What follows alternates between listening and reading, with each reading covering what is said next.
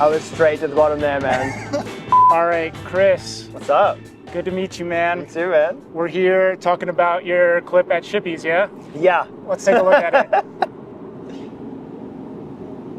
Doesn't last long.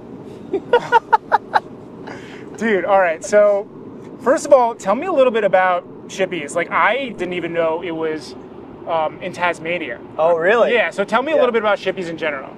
Yeah, it's like this wild wave kind of just at the bottom of this island at the bottom of Australia. Yeah. Next thing's Antarctica. Very powerful wave, quite intricate, lots of steps to deal with.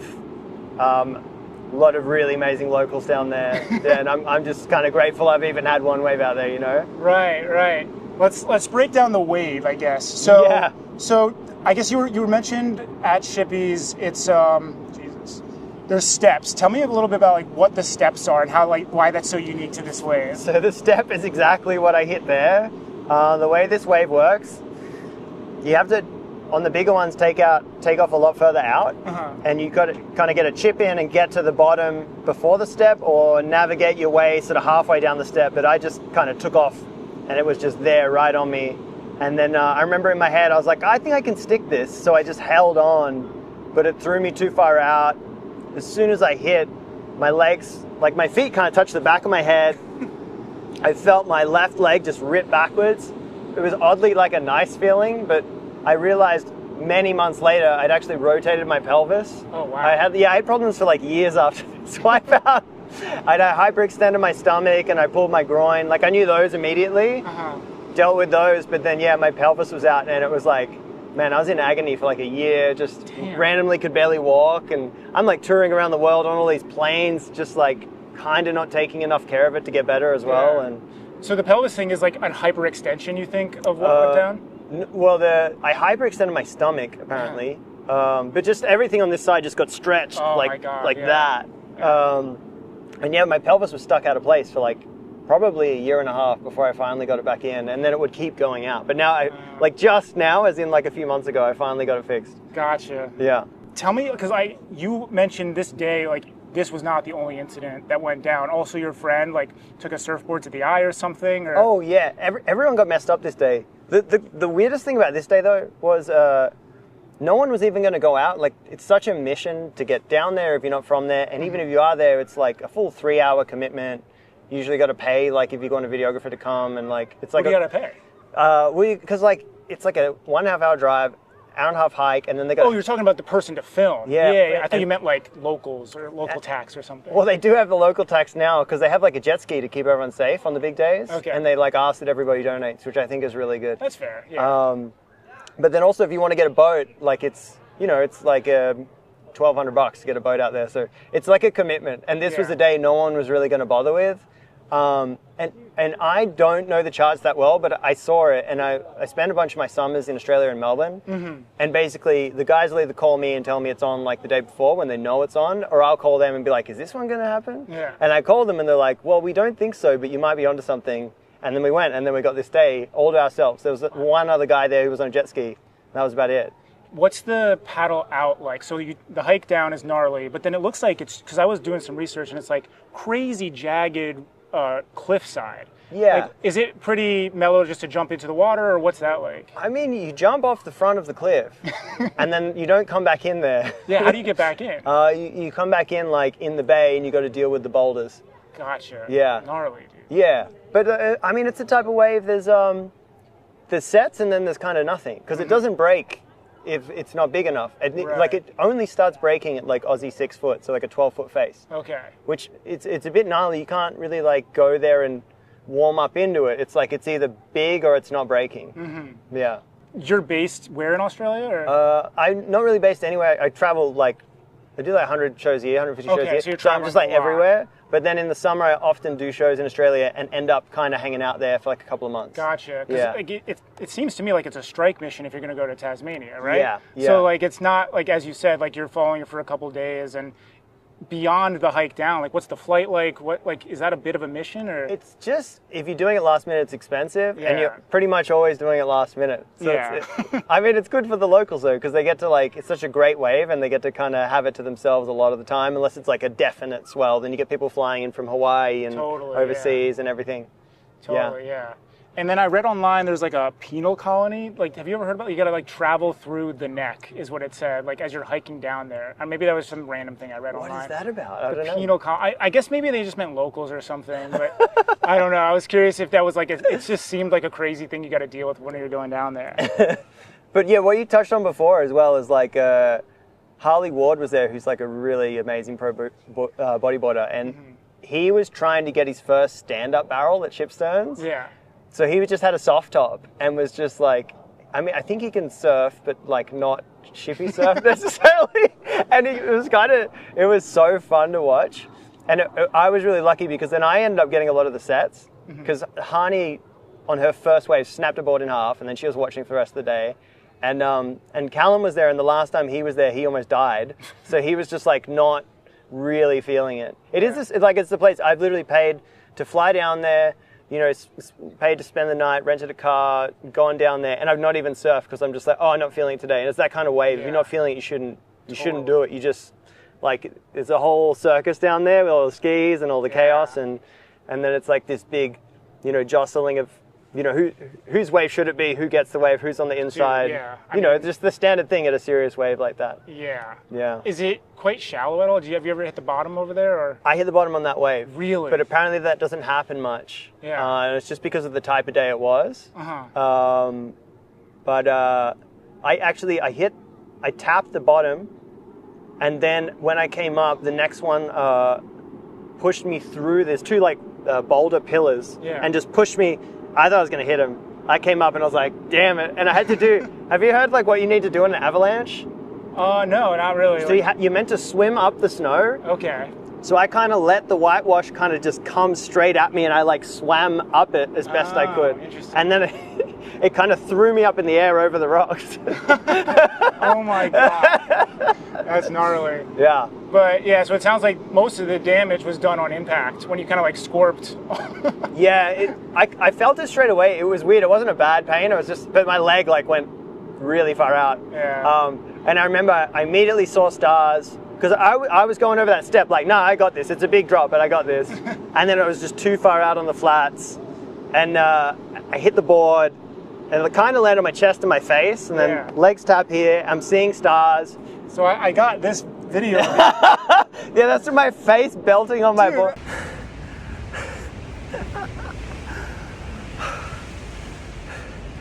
I just got absolutely worked.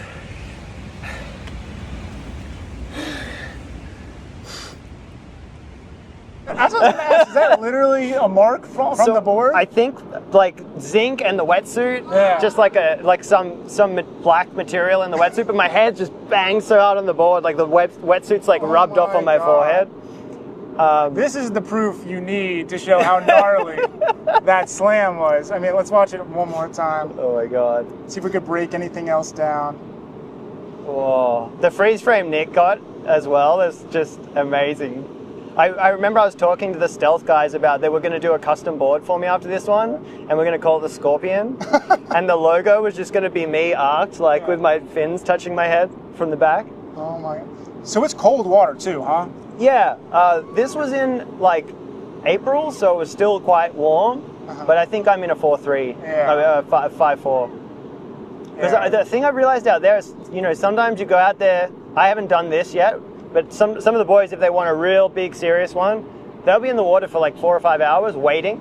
For that one. And then they got to stay warm because like the temperature's like 11 Celsius. So I don't know what's it's like 50-something degrees. Yeah, like it's cold.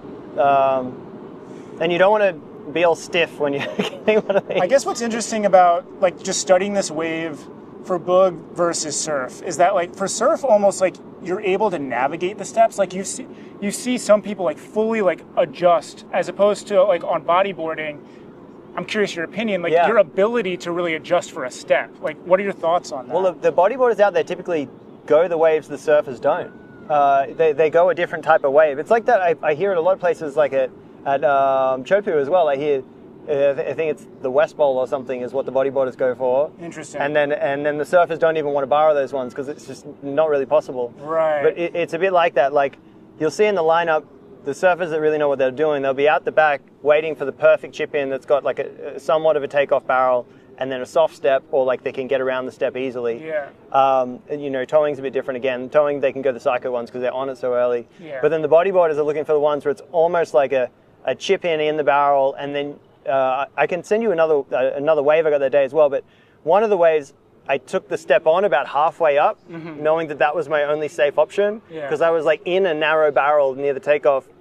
And it was like, if I go out the front to get around this step, the lip's going to clip me and I'm in the biggest impact zone. Yeah. And I like chose to go off the step like halfway up and then land inside the barrel and then like hold on and then come out. Oh man. But it's so interesting, like you get up on this wave, I'm sure a lot of people at like, you know, spots like this know, and you got like this millisecond to analyze the refraction off the cliff. You can get these really deadly kind of lulls where like a bit of sidewash comes in and there's like a dead spot where you're going to lose all your speed if you get behind it.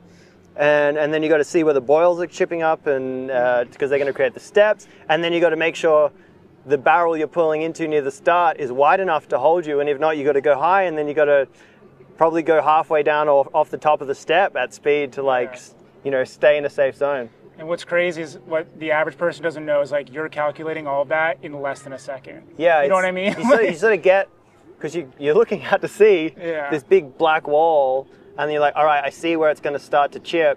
You sometimes you got to paddle like way out and get to it, and then you turn around and it's just like, okay, this is the wave I'm on. Yeah. And like, it's judging how far you want the wall to be down. If it's coming in like from the south, it can get really dangerous. Yeah. And you're just equating all of those things in that millisecond, and you've probably already called the wave, so then like you either go it or everyone's going to be pissed at you, particularly if you're not local, you know? Totally. Well, I bet you didn't start out surfing waves like this. I saw on an interview one of your first slams ever was when you were a young kid where your dad brought you out, maybe. So I wanted you to tell me about that, your intro to body surfing or surfing or whatever it was. Yeah, so when I was like 8 years old, I think, just at my primary school, they did a raffle and I won like a surfboard, like one of those old foam Cobra surfboards. You remember those ones? Yeah. And so I started surfing, and my dad was a surfer.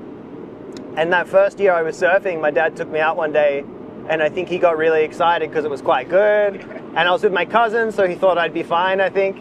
And then I just got into the wrong spot. No one really around that knew what to do to help. And it was probably like 6 foot, like Aussie 6 foot, so 12 foot phase, which was a lot when I was like 8 years old. 8 years old, I'd be shitting my pants, first year dude. of surfing. Yeah, and I just got taken straight into the cliff. Oh my God. And then I didn't really go in the water for like 4 or 5 years. I was just like, wasn't interested. And then I sort of got into bodyboarding just for fun, like the summer before I went to high school. And then when I got to high school, a bunch of kids were bodyboarding quite seriously. And then, I really got into it from there. How old are you?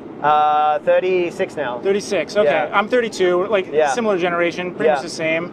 Yeah, like, so, and where did you grow up again? I grew up in Sydney. Sydney, okay. Yeah. So, you took a couple years off.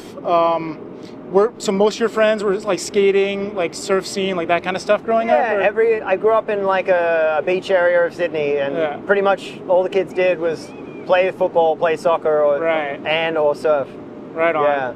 Tell me about, I've only heard like the Bra Boys. Like, are you like familiar? I'm sure you're familiar with them. That's the other side of Sydney. Other side of Sydney, okay. It's like way over a bridge, like around the total. It's like an hour and 20 to drive to. Okay. Yeah, so I was on the north side. Yeah. Yeah. And their spot, is it the box, like the wave that they kind of like claim or something? I don't know what I'm talking about. The Bra Boys one? Yeah. I think it's the Cape Solando. Cape Solando, yeah. And then of course their beach, Maroubra. Yeah. Gotcha. Yeah, that's where the bra comes from, Maroubra. Oh. Yeah. So aside from action sports, skating and stuff like that, like at what point what was your intro to music, or like when did you get into producing and kind of that stuff? A few friends like bought some really shitty CDJs. Mm-hmm. They weren't even CDJs, they were like an imitation brand, really cheap. When we were like 17, still in high school. Mm-hmm. And they were all like going to clubs and like taking ecstasy and stuff, and I was like, not quite. They were all 18 and I was 17, so I couldn't like go do that. But then I got really into DJing through them, and it was before DJing was common. There was like 2 guys at our school that DJ'd, and they were the only ones I'd heard of that even did it. And quite quickly, just from going out clubbing, like in the months later when I turned 18, we met some people, found out we were all DJing, and asked us to play some clubs, and then that was kind of it. I was like, oh, this is the first thing I found in my life that I just love so much. Yeah. And picked it up kind of quick, and then from there just started making bootlegs and edits, and then had some some very quick success with that, and then went into making originals and remixes and stuff, and that really amazing shit happened. Like, I still kind of can't believe it, like the life that I've got to have the last 15 years from all of that. You're telling me you're doing like 100 days a year of traveling? Like, that's madness. Yeah, like I'm playing Coachella next week, and that's the 4th time I've played it. Sick, dude. So it's been an amazing ride, man. Like, I can't complain, Rad. So when you travel, like, what are your something that we talked a little bit about? Like, I lived in Shanghai for 5 years. Yeah. And it seems like you've traveled to Asia quite a bit. So I just kind of wanted to connect to that. Like, Why was telling me you're into fashion and stuff like that. I was just curious your thoughts on like China fashion, or like what inspires you in that realm, or man, everything. I got really into it for a little over 10 years ago, particularly having to be on stage all the time. You start to have lots of really cool boutique brands approach you and be like, hey, do you want to wear our stuff on stage? And they're like just starting out and actually make the coolest shit, and rather than the brands that are just so elite and expensive, it's a different type of people that wear that. Totally. So it's been really cool just kind of partnering up with all these, like, I don't know, just cool people doing cool shit, and just saying, hey, can you wear my stuff, tag us, and been doing that for years. Like a prime example is like the local LA brand Pleasures. Have you heard of them? Yeah. They're just like everywhere, just like, and then it turns out a guy that works for them was like the brother of the management company I was with, and he's a surfer as well, and then we used to go surfing together a bunch and stuff. So that's something I wanted to ask you about. In all your travels, like when you are working a show or stuff like that, do you try and like squeeze in a little surf trip, or like? Oh yeah, man. That seems like such the perfect way to do it. Like half the expense of surfing, even more than that, is just getting to the wave. 100%. So if you can finesse it with your your lifestyle. Well, I think it is the luckiest thing I've had, because I kind of fell out of surfing for quite a while because I was traveling so much. My body was just like riddled from all the flights, all the late nights. And I actually had this experience. I went to the North Shore to Pipeline with my family on a holiday to do a show, because often I would like fly them out to America because I'd be just doing a fat run here across Christmas and New Year, so I would miss them for Christmas. It's like, why didn't I fly you here? Like, I'm making enough money off this stuff. Like, let's have a really awesome Christmas together.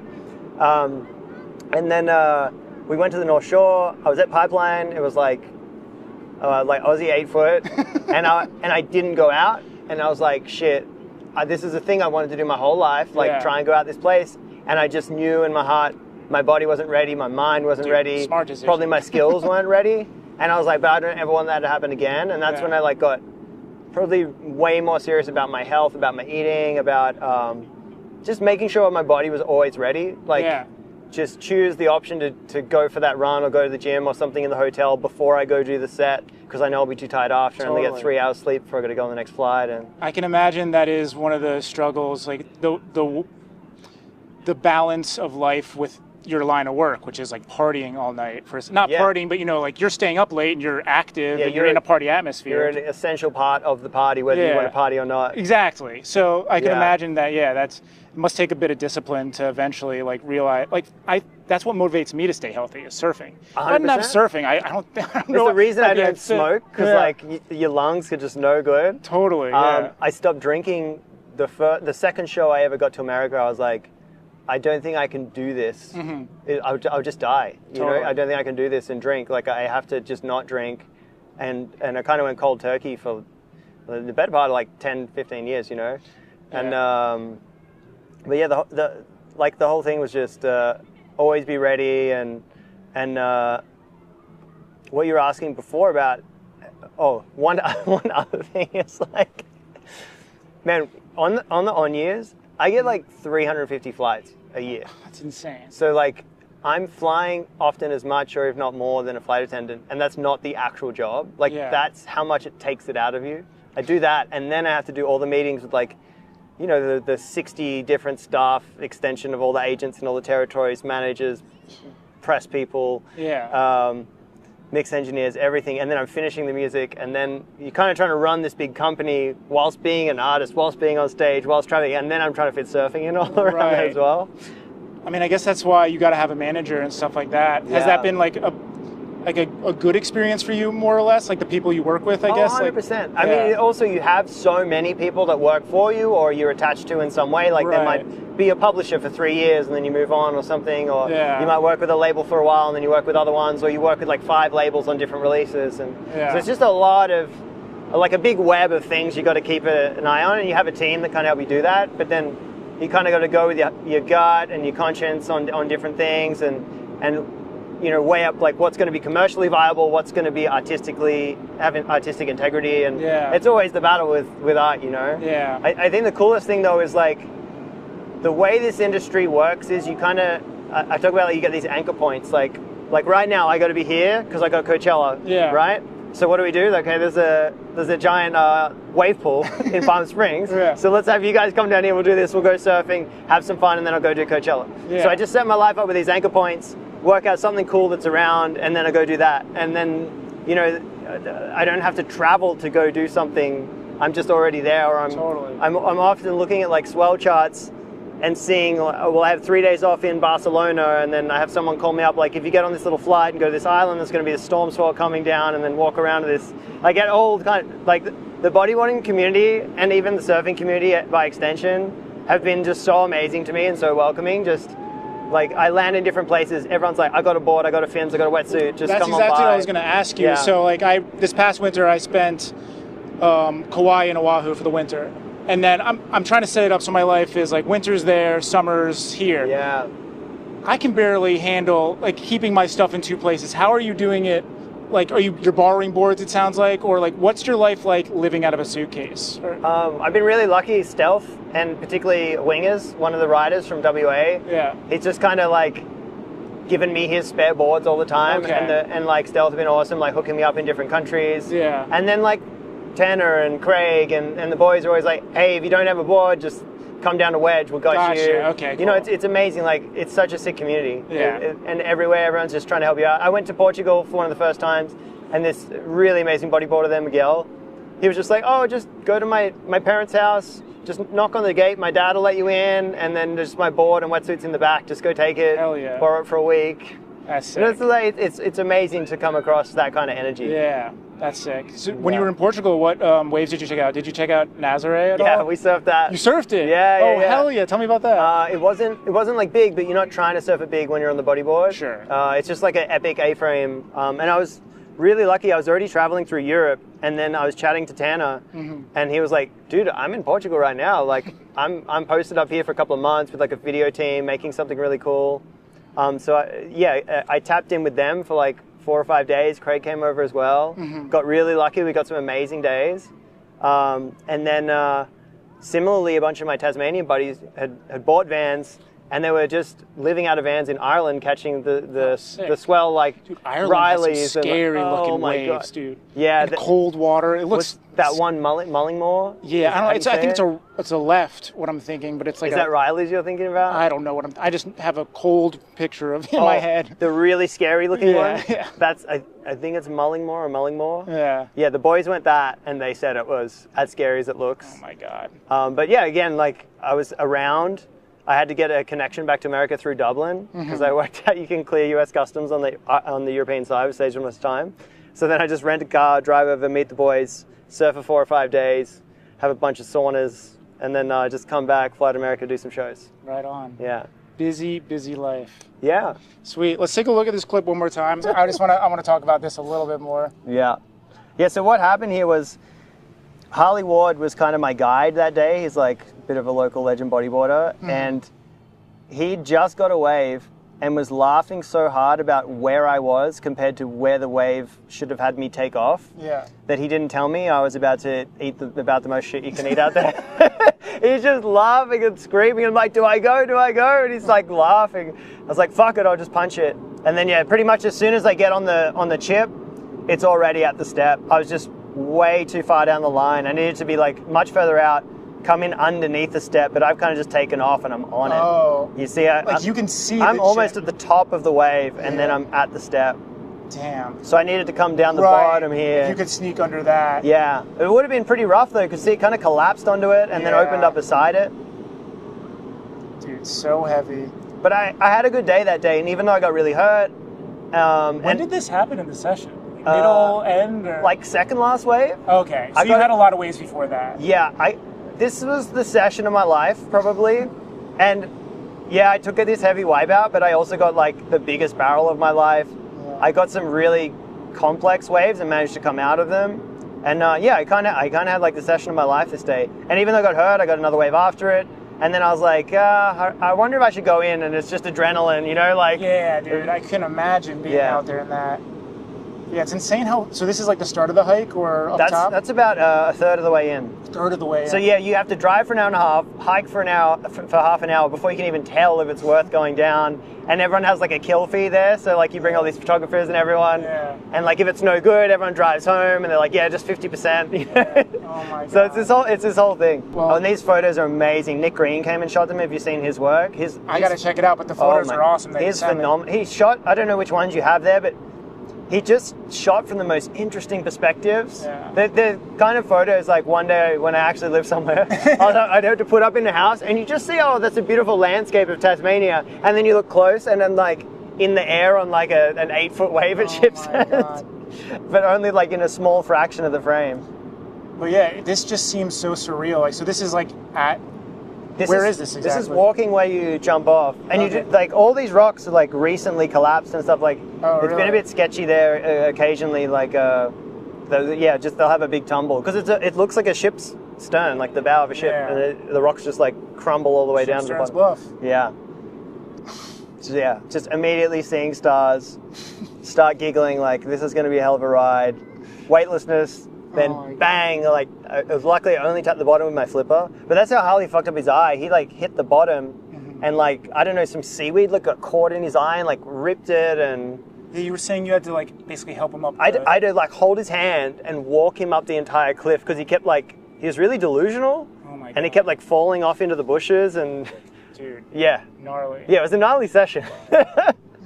And again, no one was there. It was just us. We had it all to ourselves. So who else would have been there? Like the local scene that lives there? Oh yeah, would have been there? The locals go there for almost any time it's on. Yeah. And this was like, I won't say what they were, but these were like some freak conditions that don't happen very often that meant it was breaking when it usually wouldn't. Okay. Yeah, you don't have to share that. Yeah. Totally fine. But that is interesting to think. Like, so there are known conditions, and then there are conditions like, little secret. Like you're talking about like swell direction, like certain things like that is like the condition. The easiest way to put it is this day was maybe not even going to break. Oh yeah. Because it needs to be like, this is about as small as it breaks. Gotcha. So it's pretty awesome that I got to have like a day to myself. Unreal. When it's about as small as it is. Yeah. That's so the consequences ideal, are way lower. You can train yourself up, get your confidence up, understand the wave a bit better. Now I know don't take off there, which might save my life if it's actually like a 12 or something bigger. Totally. But I think it's pretty hard to paddle above 12 foot. It starts to get really, really gurgly and steppy. Dude, just watching some of the clips where the steps really stand out. Yeah.